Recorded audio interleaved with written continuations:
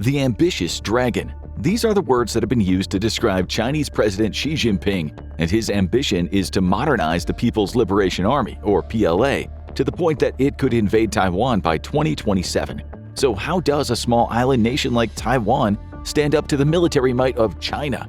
Prepare to be surprised. So let's take a look at how they really compare and what would actually happen if war broke out in today's episode of the Infographic Show, Taiwan versus China, military comparison. Let's start with money. Recognizing the clear threat being presented by China, Taiwan upped its defense budget toward the end of 2023, meaning its baseline for 2024 is $13.8 billion, a 7.7% increase over the amount spent in 2023. This is the seventh consecutive year in which Taiwan has spent more on defense than it did in the previous year.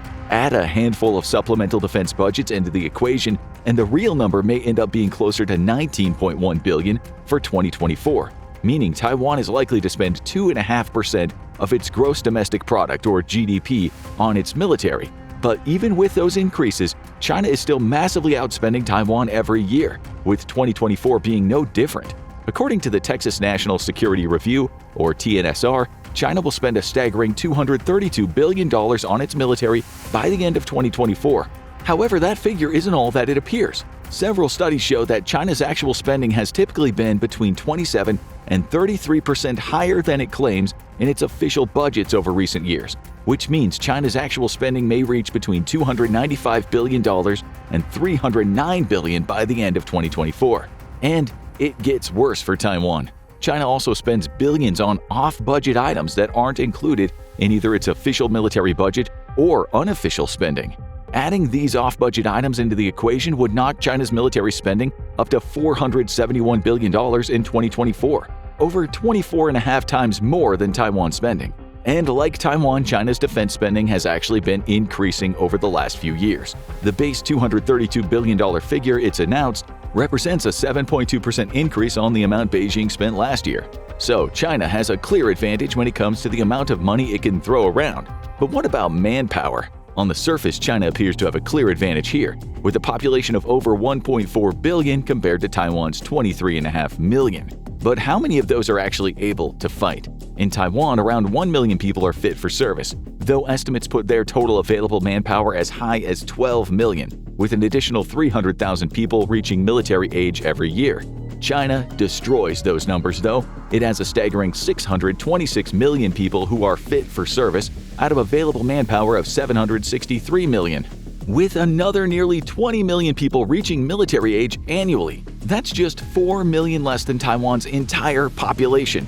However, the numbers start to even up a little when you hone in on each country's military. China has an estimated 3.2 million military personnel, around 2 million of whom are actively serving in the PLA. Add to that 510,000 reserve personnel, meaning people who have military training but are no longer actively serving, and 625,000 paramilitary forces. These paramilitary fighters are interesting. They're not officially a part of China's military, but instead organized groups that tend to align with the country's goals. Think mercenaries in the vein of Wagner's relationship to the Russian military, and you have the idea. Taiwan still falls behind these numbers, though not by as much as you might think. With around 2.6 million military personnel, 215,000 of whom are actively serving in Taiwan's military, the island has a further 55,000 paramilitary fighters, with the rest of its military personnel consisting of 2.3 million reservists. That places Taiwan third in the entire world for pure numbers of reserve troops, with this number being a result of Taiwan having something that China doesn't: compulsory military service. As of 2024, Taiwan has a 1-year mandatory service program that only affects young men. Women can enter Taiwan's active military too, though their service isn't compulsory. So Taiwan's in a position where it has far fewer people than China, but it also has millions of reservists it can call upon to supplement its active military if the two ever come to blows. Still, China's combination of a larger active military and a much larger population gives it an advantage on the manpower front. But what about land forces? Taiwan has about 1,000 tanks, though only around 800 of them are combat-ready, with the rest being mothballed in storage. It also has around 20,000 other military vehicles, with nearly 16,000 of those being combat-ready, and around 300 self-propelled artillery units. Add a little over 200 rocket artillery units and an impressive 1,120 towed artillery units, and you get an impressive collection of land forces. But bear in mind that this isn't an invasion force. Taiwan is an island, so everything that's been built in this department would be dedicated to defending it in the case of an invasion.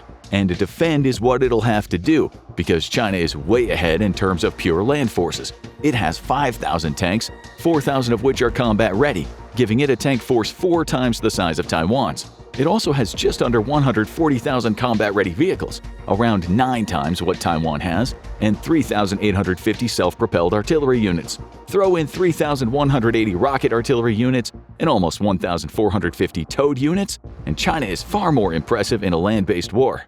Seems like China is the clear winner, right? Wrong. China has a big problem here, since most of this equipment would prove useless against the island nation of Taiwan. That means China faces the logistical hurdles of getting its tanks, artilleries, and vehicles onto Taiwan before it can leverage them. So despite the numbers, Taiwan may actually have an advantage on land because all of its assets are already located on the island. Perhaps that means we can score 1 for Taiwan. But the land is one thing. What about the sky? The entire Taiwanese Air Force has only access to 750 aircraft, of which GFP says 600 are in a combat-ready state. Of that 750, 286 are fighter jets, with the F-16V being the most impressive.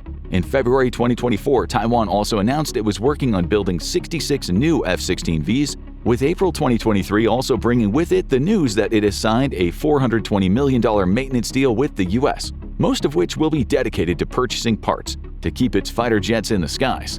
Beyond fighters, Taiwan has 19 fixed-wing transports and 18 aircraft it can dedicate to special missions. It has no aerial tankers, which are planes used to refuel other planes while in the air, but it likely wouldn't need them. Any fight with China would take place over Taiwan and the Taiwan Strait. The rest of Taiwan's aerial assets are helicopters, with 236 standard choppers and 91 attack helicopters as part of its arsenal. The country is also investing heavily in drones, inspired in no small part by how Ukraine has made effective use of unmanned aerial vehicles, or UAVs, in its war against Russia.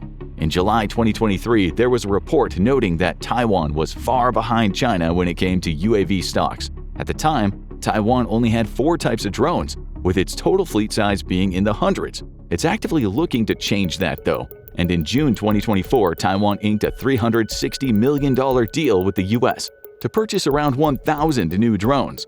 These include 720 Switchblades, which have been used as kamikaze drones against Russian troops and equipment in the Ukraine war, and 291 Altius 600M loitering munitions drones, which have explosive capabilities. For China, numbers are a little harder to come by for drones, but what we do know is that China accounts for the vast majority of the consumer drone sector, with just one company, DJI, making 90% of the drones. Not only does that mean China has in-country manufacturers capable of building military drones, but commercial drones also have uses in the war, like in Ukraine, where large numbers of commercial drones are being modified to carry explosives. China has also established itself as the world's leading exporter of military UAVs, delivering 282 combat drones to 17 countries between 2013 and 2023. So it is likely safe to say that China at least matches Taiwan on the drone front, and more likely far exceeds it in terms of pure numbers. And that pattern holds true when you compare the PLA-AF's aerial assault numbers to Taiwan's. China has around 3,300 total aircraft, of which nearly 2,500 are combat-ready. That's over 4 times the number of aerial assets available to Taiwan. And it gets worse for Taiwan as we dig into specific types of aircraft. China has around 1,200 fighters, of which about 900 are combat-ready, meaning it has the second largest fleet of fighter jets in the world. It also has 370 attack-type aircraft, which typically fly close to the ground for strafing and bombing runs, compared to the big 0 Taiwan has in its aerial fleet. When it comes to transports, China has 289 of these, and they would prove essential in transporting troops to Taiwan if it's able to establish a safe route. It also has 112 special mission aircraft and a small fleet of 10 tankers, which would enable its fighters and attack types to conduct operations within Taiwanese airspace for longer. Add over 900 standard helicopters and 281 attack choppers to this impressive aerial fleet, and you once again have China dominating in terms of sheer numbers. And given that any conflict with Taiwan would involve a hefty aerial component, these higher numbers would add up to a distinct advantage. Next, we dive into the water.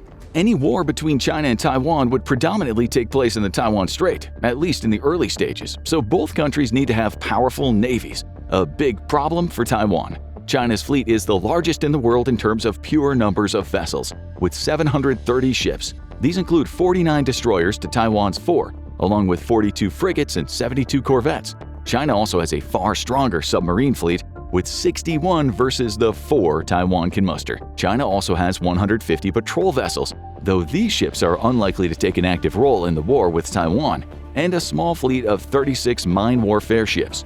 Then there's the real difference maker. China has 2 aircraft carriers. The Liaoning entered service in 2012, followed by the Shandong in 2019.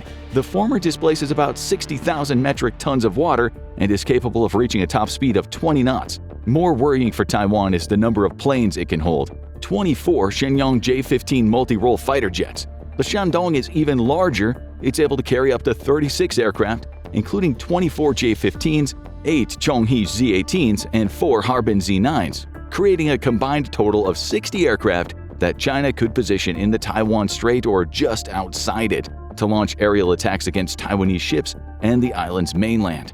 Taiwan, on the other hand, ranks 40th in the world in terms of naval assets, with 93 in its fleet. It has no aircraft or helicopter carriers, though it likely wouldn't need either if it's defending itself against China. More problematic is that Taiwan only has 4 destroyer warships, 22 frigates, and 2 corvettes. The rest of its fleet is made up of a small number of submarines, just 4, with 14 mine warfare vessels and a small fleet of 43 patrol ships, rounding the numbers out. China has the clear advantage on the naval front. It has far more ships, including a much larger number of warships that it could use to pack the Taiwan Strait for a combined naval and aerial assault. But speaking of aerial assaults, there is another very important category to consider: missiles. Any Chinese attack on Taiwan would heavily rely on missiles to devastate the mainland and the smaller surrounding islands that Taiwan is fortified. It was estimated in 2021 that China likely has between 2,300 and 2,400 ballistic missiles in its arsenal, with 90 of those being intercontinental ballistic missiles and 320 of them having nuclear warheads attached to them. About half of this stock are short-range weapons, with ranges varying between less than 620 miles and up to 1,864 miles, giving Beijing the ability to launch missiles from the Chinese mainland to strike Taiwan.